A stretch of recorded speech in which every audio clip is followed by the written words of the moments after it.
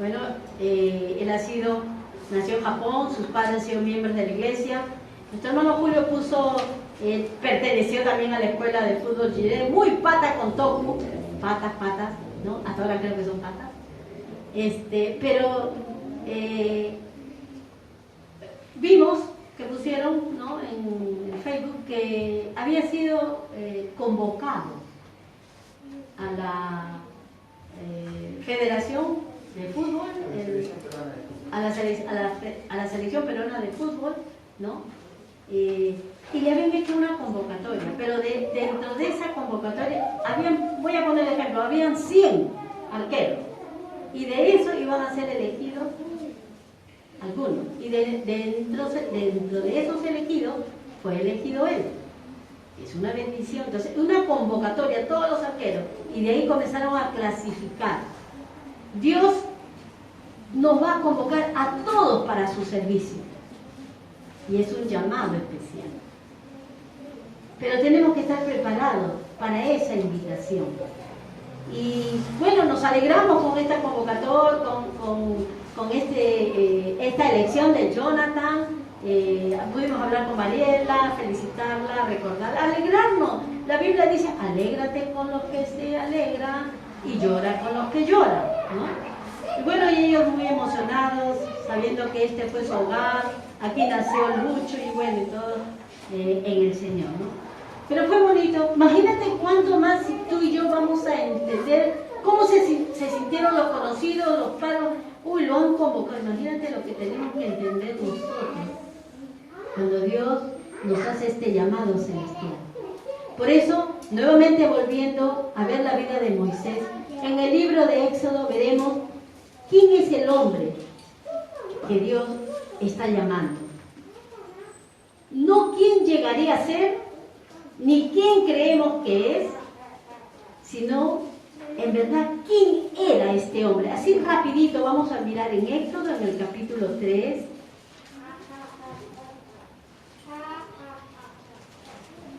Y en el versículo 11. Después vamos a leer un poquito el contexto, pero ahorita vamos a ver. No vamos a pensar en este momento quién llegaría a ser, porque sabemos que él, Dios lo usó para abrir el mar rojo, liberar, fue el libertador, tremendo, poderoso Moisés. Pero en ese momento, antes que suceda todo eso, ¿quién era Moisés? ¿O qué era? En ese momento, ¿qué era? ¿Un pastor de ovejas?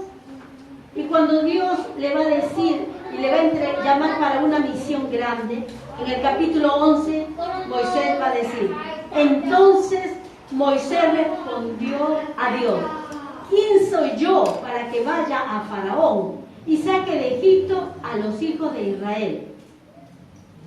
Esa fue la respuesta de Moisés a Dios cuando Dios le encarga lo que después vamos a leer en el versículo 7 al 11. Ahorita no lo vamos a leer.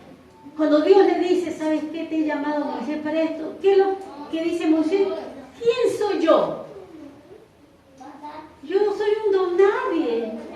¿Por qué me vas a encargar a mí? Yo no sé nada. La respuesta de Moisés, en ese momento, ¿quién era?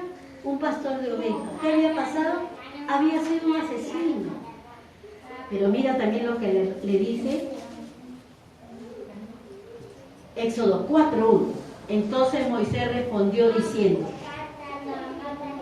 ahora mira lo que responde Moisés a Dios: he aquí, ellos no me creerán ni oirán mi voz. Cuando tú y yo en algún momento le has dicho que hay que hablar de Dios, hay que hacer esto, Señor, pero ¿qué me van a escuchar a mí? Ni van a creer lo que yo digo. ¿Cuántas veces hemos puesto excusas? Entonces, ¿quién realmente era en verdad? ¿Un hombre temeroso? ¿Un hombre que no tenía valor? Pienso yo, sabía lo que había hecho y todavía voy a volver a Faraón, me va a matar. No, que vaya otro. No me creerán, ni van a oír mi voz. Que yo voy a creer ahí, no, ay, que hablan, no. Sin embargo, el encuentro con Dios es un encuentro que nos va a llevar a un llamado, aquel encuentro con Dios. Ahora sí vamos a ver Éxodo 3 del 7 al 10. Dijo luego Jehová: bien he visto la aflicción de mi pueblo que está en Egipto, y he oído su clamor a causa de sus exactores, pues he conocido sus angustias, y he descendido para librarlos de manos de los egipcios, y sacarlos de aquella tierra a una tierra buena y ancha, la tierra que fluye leche y miel, a los lugares del cananeo, del eteo, del amorreo, del fereceo, del heveo y del jebuseo. El clamor pues de los hijos de Israel ha venido delante de mí, y también he visto la opresión con que los egipcios los oprimen. Por lo tanto, ven por tanto ahora, y te enviaré a Faraón para que saques de Egipto a mi pueblo, los hijos de Israel. Dios nos ha hecho un llamado, amada iglesia, amados hermanos.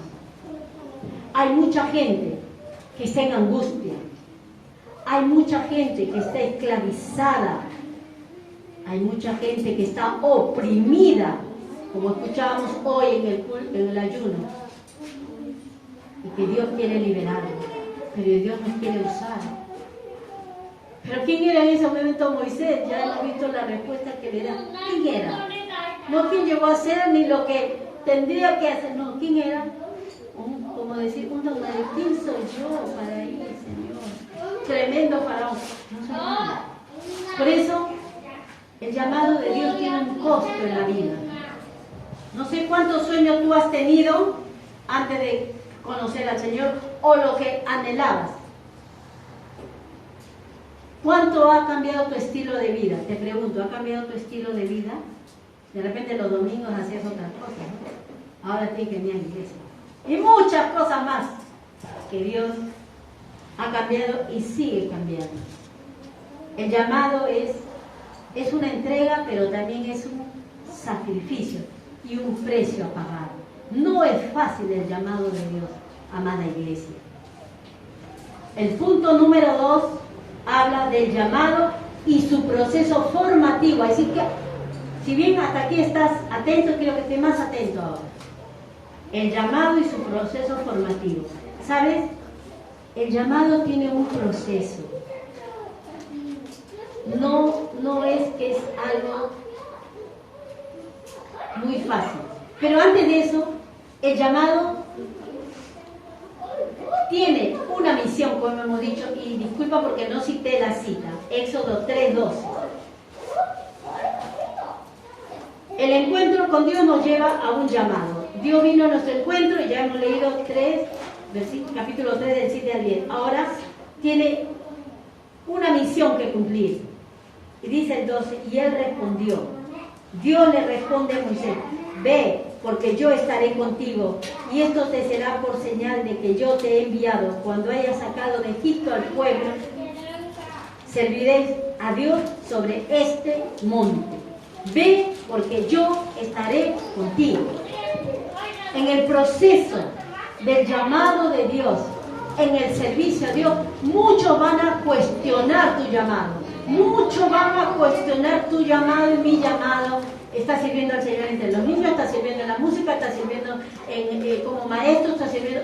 Muchos van a cuestionar, ¿y quién es él? ¿Y quién lo puso? ¿Y por qué?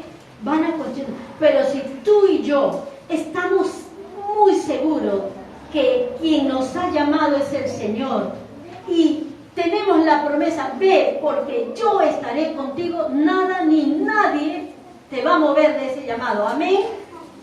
Así nos cuestiones, así las cosas no salgan aparentemente como que tú quisieras que salgan, pero es Dios quien nos ha llamado. Él estará con nosotros, Él nos va a capacitar y Él nos va a dar la fuerza para poder cumplir con la misión que a ti y a mí nos ha encargado. Amén. Entonces, aquí está la promesa. Por eso que a veces tenemos que tener cuidado. Esto también lo dijimos en el primer culto.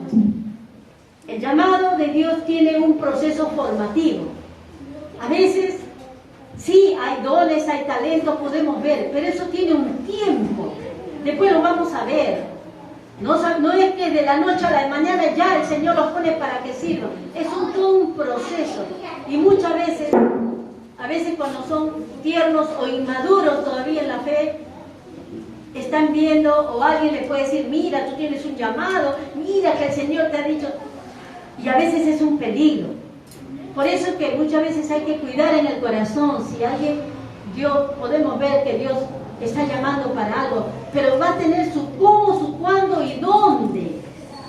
Porque se pueden dañar a las personas. Porque a veces piensan, no, Dios te está llamando para esto, y pensamos que ya es ahora y ya.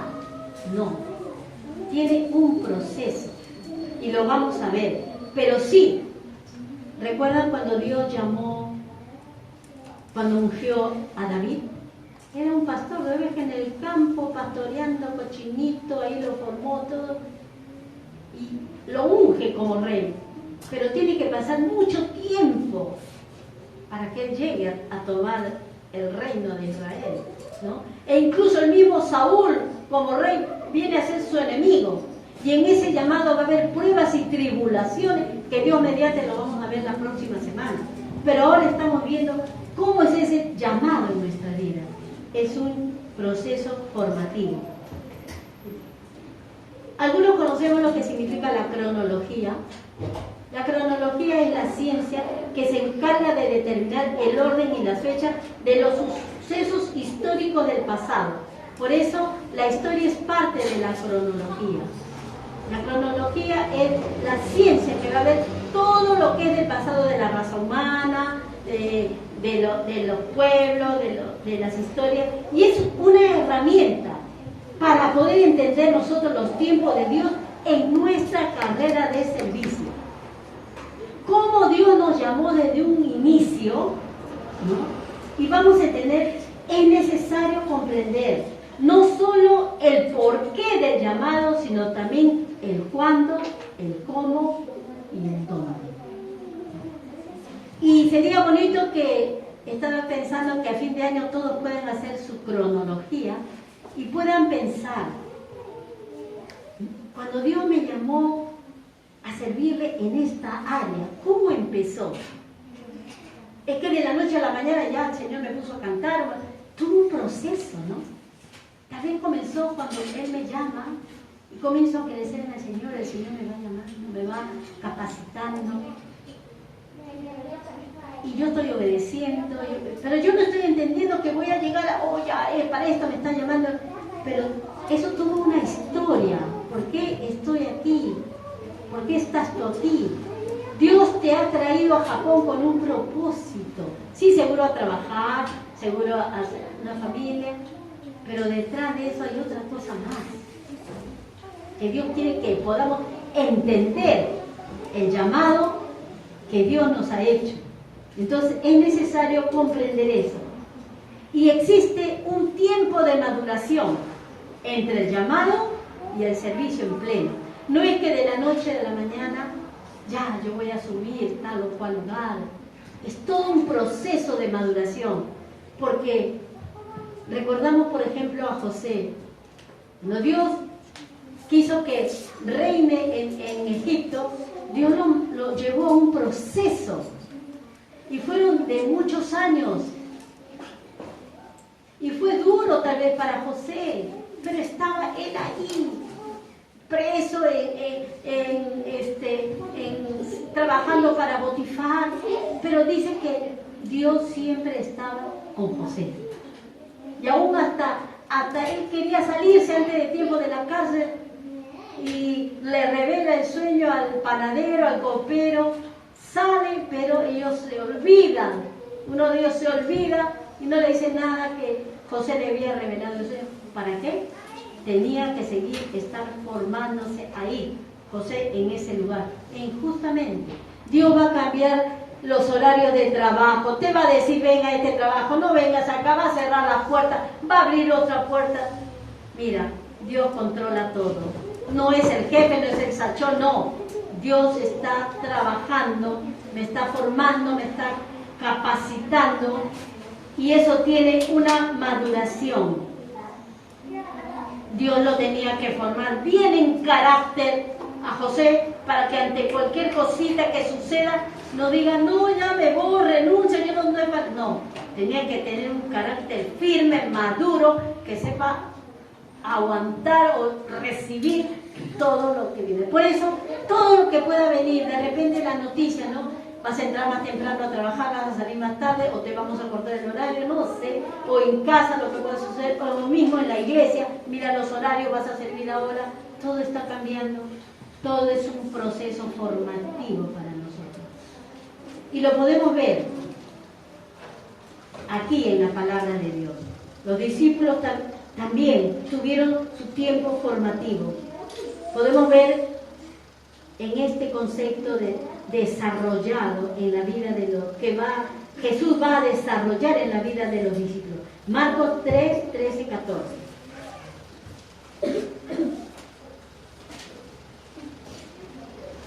El Señor estaba con ellos.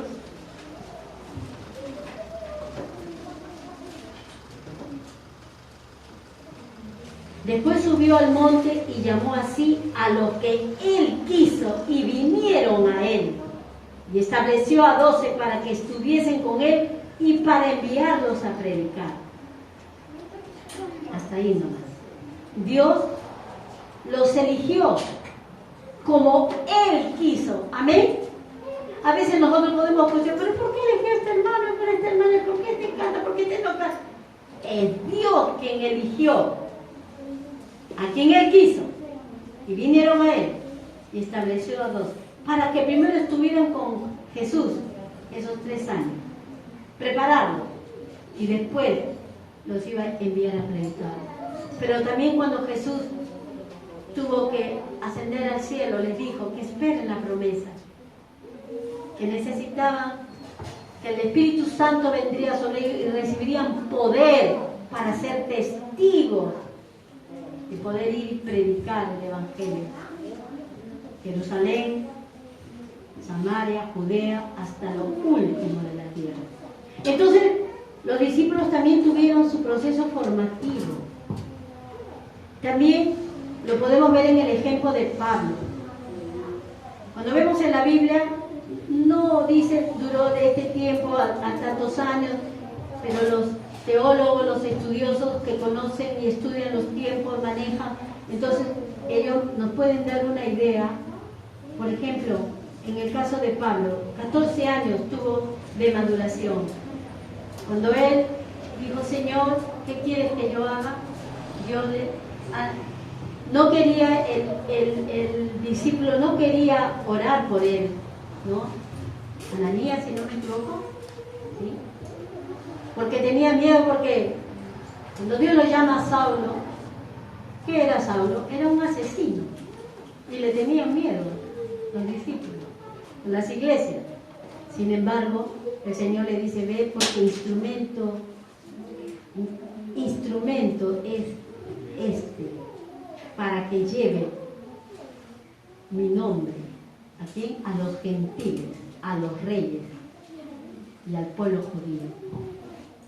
Entonces tuvo que, Pablo, aun cuando él fue a las iglesias, fue a Jerusalén a congregarse, como veíamos cuando Dios lo llama, a ser parte de la congregación, y todo aquel que ha recibido al Señor, Dios lo introduce a la familia de Dios y tiene que congregar. Sin embargo, había un tiempo. Él tenía claro el Evangelio revelado. Pablo había entendido bien claro, y su llamado estaba reconocido y confirmado. Y muchos dudaron del llamado de Pablo. Y Pablo, hay un momento en que él defiende su apostolado, ¿no?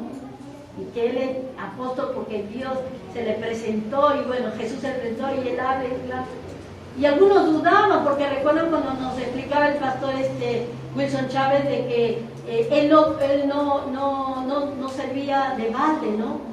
O sea, él trabajaba para no ser gravosos.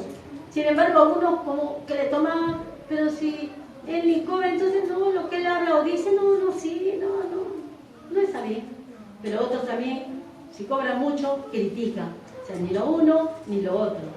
Y Pablo tuvo todo un proceso. Y muchas veces tuvo que defender su apostolado, porque sabía que Jesús se le había presentado. Cuando tú y yo sabemos que Dios se nos ha presentado y que tenemos la promesa, si la tienes bien clara, es que Dios es quien te ha llamado y que Él estará, su presencia estará contigo y conmigo. Entonces, ¿qué dice el Señor? Ve, porque te daré descanso. O sea, no va a ser una carga, no va a ser aunque veamos la situación difícil, no va a ser algo que te agobie tu vida, que tú eres o yo lo que estamos haciendo. Es la obra del Señor. Amén. Es la obra del Señor en la vida de quién? De la iglesia. De ustedes y de mí. Entonces, ahí podemos ver. Abraham no tuvo duda que Dios le estaba indicando su voluntad y su llamado. Mira, Dios le dice que en él iban a ser benditas todas las familias de la tierra, pero en Jacob se va a cumplir la promesa de Israel. Por la fe, dice, Abraham, siendo llamado, obedeció para salir al lugar que había de recibir como herencia y se salió sin saber a dónde iba. Jesús, nuestro amado Jesús, se sometió por 18 años a la ley judaica y a sus líderes religiosos, aun cuando ellos a veces hablaban herejías sobre el reino de Dios. ¿Y por qué decimos 18 años? ¿Recuerdan cuando Jesús tuvo 12 años? Estaba en el templo con los doctores de la ley, los ancianos, hablando. En ese tiempo los niños varones ya podían estudiar, las niñas no, las niñas eran para la casa. Pasados 18 años son 30 años que tendría Jesús. Ahí, cuando es bautizado por Juan el Bautista, ahí empieza su ministerio. Ahí Jesús empieza a ser público ahora. Y comienzan los ataques y comienzan todo. Por eso Jesús también se sometió por 18 años a la ley judaica. Como hemos dicho, Josué fue vendido a los 17 años y a los 30 comenzó a reinar. Esther, una niña huérfana, sin padre. ¿Por qué se murió su mamá? ¿Por qué también su papá? ¿Qué tanto pesaría Esther? ¿No? Sin embargo, Dios la puso en un tío que la amó y la cuidó y la respetó, la crió. Sin embargo, cuando era joven, una doncella, se prepara para ser elegida dentro del reino, para ser la esposa del rey, porque ya sabemos la historia, ¿no? Sin embargo, ¿cuándo Dios la va a usar? Ya casada, para libertar a su pueblo. ¿Amén? ¿Recuerdan? No la usa niña ni de joven, la prepara, pero ya casada. Cuando saben de que el pueblo iba a ser asesinado por este malvado Amán, y ellas dicen, ayunen 3 días, manda a avisar a Mardoqueo, yo también ayunaré con mi doncella, y entraré al rey, y si perezca, pero haya gracia, porque es la gracia de Dios que es lo más hermoso para los siervos y siervas del Señor, para ustedes y para mí, la gracia del Señor, que el rey les tiene el cetro, porque podría morir, y le dice que hasta la mitad del reino le daría. Qué lindo entonces cuando nosotros podemos entrar al trono de su gracia y el Señor nos extiende y nos da la gracia para que podamos cumplir con la misión que nos ha dado. Recordemos, amada iglesia, tiene un costo de vida el llamado, pero tiene un proceso formativo también. ¿Estamos todos en el proceso formativo? Amén. Dios tiene planes más grandes.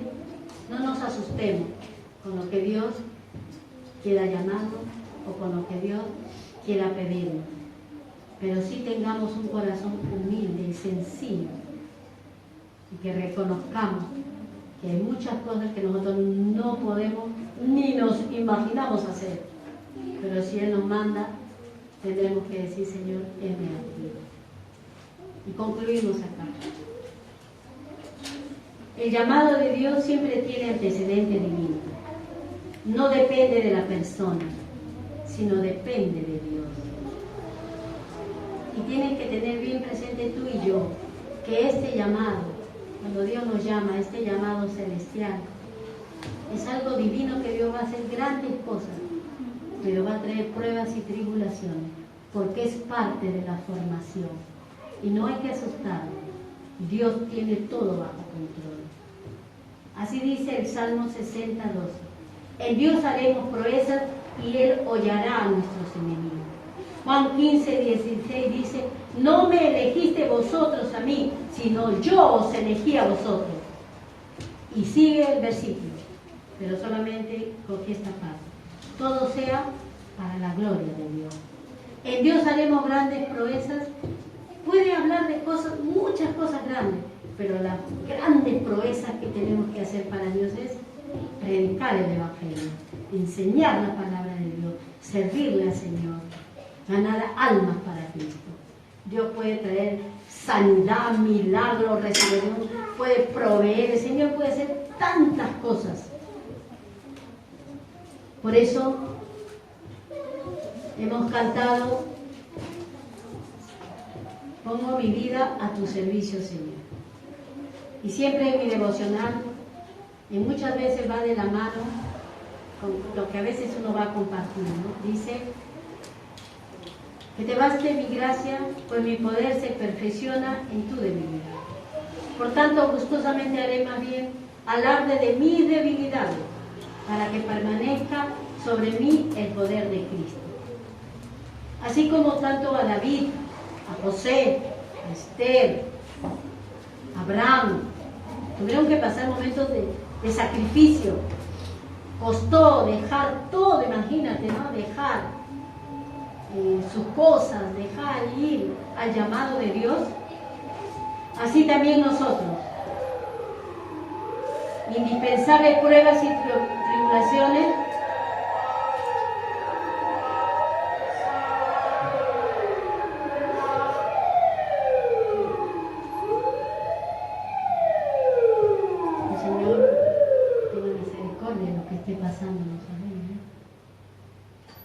Las indispensables pruebas y tribulaciones nos han llevado a conocerlo como ahora lo conocemos. Eso es confiar en Él y tomar de Él porciones de gracia, necesarias para sustentarnos en las más extremas circunstancias. Amén. Que no haya duda en nosotros que Dios tiene bajo control nuestras vidas. Que las circunstancias difíciles, que las pruebas, las tribulaciones, el diablo te puede hacer culpable y muchas cosas pueden ver,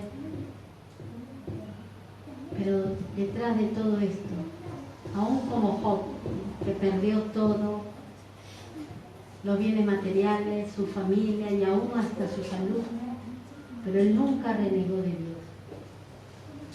Él dijo, Jehová dio, Jehová quitó, bendito sea el nombre.